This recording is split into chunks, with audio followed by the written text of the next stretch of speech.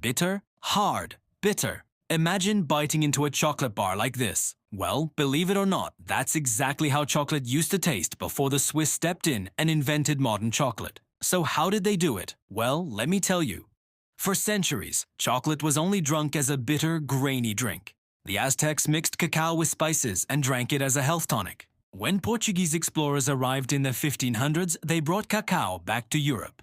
But European chocolate was still just a bitter, grainy drink. It wasn't until the 1700s that it started to become popular with the wealthy. They either mixed it with eggs for a richer taste or thinned it with water to make frozen treats. But it was still far from the silky chocolate bars we know and love today. Then in 1875, everything changed. In a small village in western Switzerland, a man named Daniel Peter spent nearly a decade experimenting with mixing chocolate with milk. His goal was simple: to create something that both children and adults would love. Finally, with the help of his neighbor, Henri Nestlé, who had invented powdered milk, Peter succeeded. The result? The world's first milk chocolate. This was a revelation. Suddenly, chocolate was much sweeter, creamier, and more decadent. No wonder it became an instant hit. But there was still a problem. Despite the new creamy taste, chocolate bars were still gritty and hard. That's where another Swiss chocolatier, Rodolphe Lindt, came in. In 1879, Lindt invented the first machine that stirred chocolate for hours at warm temperatures. This process, called conching, transformed the texture of chocolate from sandy and hard to smooth and glossy.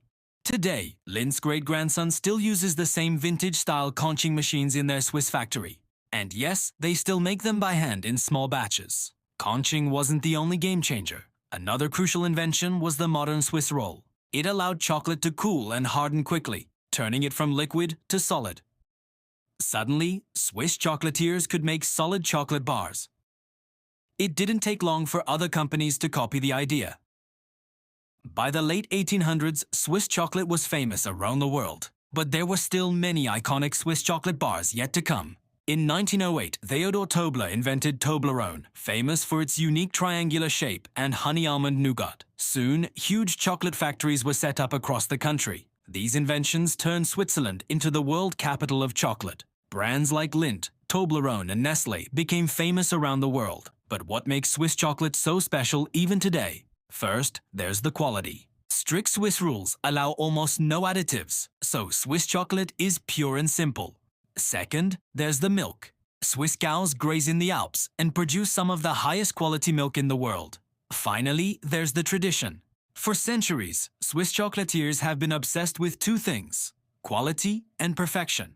To this day, Swiss chocolate makers follow old recipes and traditional techniques to make the highest quality chocolate in the world. Today, Switzerland produces over 200,000 tons of chocolate each year. They export more than half of it, with the biggest fans being the Swiss themselves. On average, each Swiss person eats 11 kilos of chocolate each year, one of the highest rates in the world. Now you know the Swiss invented modern chocolate almost by accident. They were just trying to improve on an ancient Aztec recipe. But I guess you could say they really took it to a whole new level. So the next time you eat a piece of chocolate, remember to thank the Swiss. Alright, now I want to see your best chocolate dance moves. Show me in the comments. Did you learn something new? Tell us in the comments. Like this video if you liked it. Subscribe if you haven't already, and never miss an update.